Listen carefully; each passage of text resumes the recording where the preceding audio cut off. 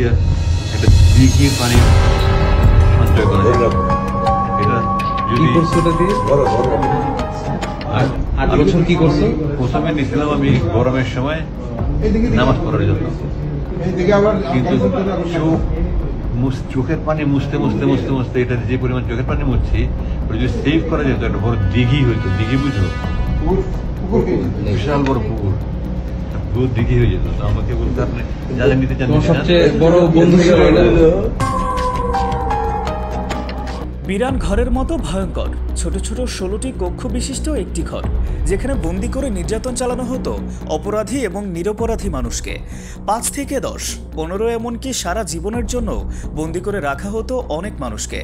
আলো বাতাসবিহীন এই ঘর দেখতে যতটা ভয়ঙ্কর, তার চাইতেও আরও হাজার গুণ ভয়ঙ্কর নির্যাতন করা হতো সেখানে। হাসিনা সরকারের পতনের পরপরই বেরিয়ে আসছে একের পর এক ভয়ঙ্কর তথ্য।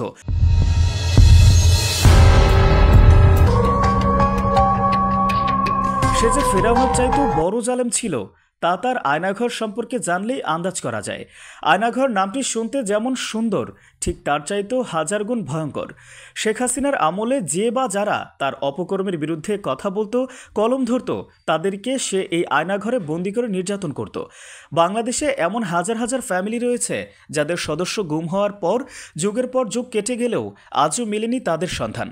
তারা হয়তো স্বৈরশাসক হাসিনার লালিত পালিত পুলিশের ক্রসফায়ারের শিকার হয়েছেন, নয়তোবা অজানা কোনো আয়নাঘরে বন্দী রয়েছেন। বাংলাদেশের প্রতিরক্ষা বাহিনীর কাউন্টার টেরোরিজম ইন্টেলিজেন্স ব্যুরো দ্বারা পরিচালিত একটি গোপন আটক কেন্দ্রের নাম আয়নাঘর। ধারণা করা হয় এখানে কমপক্ষে 16টি কক্ষ রয়েছে, যেখানে একসঙ্গে 30 জন বন্দী রাখার সক্ষমতা রয়েছে। আয়নাঘরটি বাংলাদেশের ঢাকা সেনানিবাস এলাকায় অবস্থিত বলে মনে করা হয়। ভারতের জি নিউজের প্রতিবেদনে বলা হয়েছে, আয়নাঘর শুনতে যতটা সাদামাটা ততটাই রহস্যময়। শেখ হাসিনার আমলে তৈরি এই আয়নাঘরেই রাখা হতো গুম করে রাখা মানুষদেরকে। আলো বাতাসহীন একটি কক্ষই আয়নাঘর, সেখানে সারাক্ষণ ঘরঘরিয়ে চলে ফ্যান। সুইডেন ভিত্তিক স্বাধীন নিউজ পোর্টাল নেত্র নিউজের একটি অনুসন্ধানী হুইসেল ব্লোয়ার প্রতিবেদনে প্রকাশ করে অভিযোগ করা হয় যে বাংলাদেশের কর্মকর্তারা আয়নাঘরে বলপূর্বক গুমের শিকারদের আটক করে নির্যাতন করা হয়। সুইডেন ভিত্তিক নিউজ পোর্টাল গোপন কারাগারের সম্ভাব্য অবস্থানও প্রকাশ করেছে, যেখানে বলপূর্বক গুমের শিকার ব্যক্তিদের বাংলাদেশে রাখা হয়েছে বলে ধারণা করা হয়। শেখ হাসিনার আমলে বিরোধী দলের বহু নেতাকর্মী নিখোঁজ হয়ে গেছে। তারা কোথায়, তাদের কোনো খোঁজ খবর নেই। এমনকি সেনাবাহিনীর লোকজনও রয়েছেন এই তালিকায়। আয়নাঘর আসলে গোয়েন্দাদের একটি গোপন বন্দিশালা বা ডিটেনশন ক্যাম্প। আনন্দবাজারের এক প্রতিবেদনে বলা হয়েছে, আয়নাঘর হচ্ছে গুমখানা। হাসিনার শাসনকালে 2009 সাল থেকে 2021 সালের সেপ্টেম্বর পর্যন্ত সেখানে মোট 605 জনকে গোপনে বন্দী করে রাখা হয়েছিল। 2009 থেকে 2017 সাল পর্যন্ত বাংলাদেশ সরকারের প্রত্যক্ষ বা পরোক্ষ মদদে নিখোঁজ হন 402 জন মানুষ। এই তথ্যটি প্রকাশ করে ঢাকা ভিত্তিক মানবাধিকার সংগঠন।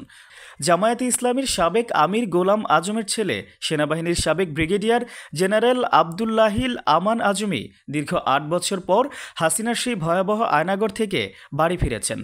2017 সাল থেকে দিন কিভাবে কেটেছে আয়নাঘরে তার কিছু বর্ণনা পরিবারের সঙ্গে দিয়েছেন সাবেক এই সেনা কর্মকর্তা। তার উপর এই নির্যাতনের বর্ণনা শুনে কেঁদেছে হাজারো মানুষ। তিনি তার ব্যাগে থাকা একটি গামছা বের করে বলেন, এই গামছাটি আমি নিয়েছিলাম নামাজ পড়ার জন্য, কিন্তু এটা দিয়ে যে পরিমাণ চোখের পানি আমি মুছেছি তা দিয়ে একটি দিঘি বানানো যেত। তার ব্যাগে থাকা পবিত্র কোরআন খুলে তিনি দেখিয়ে বলেন, 8 বছর এ কোরআন পড়েছি, এটা অনেক ছিঁড়ে গেছে, এটাই অনেক জোড়াতালি আমি নিজেই দিয়েছি। আজমির পাশাপাশি আয়নাঘর থেকে মুক্তি মিলেছে আরেক জামায়াত নেতা মীর কাশেম আলীর ছেলে ব্যারিস্টার মীর আহমদ বিন কাশেম আরমান। সামিউল ইসলাম, জনগণ টিভি, ঢাকা।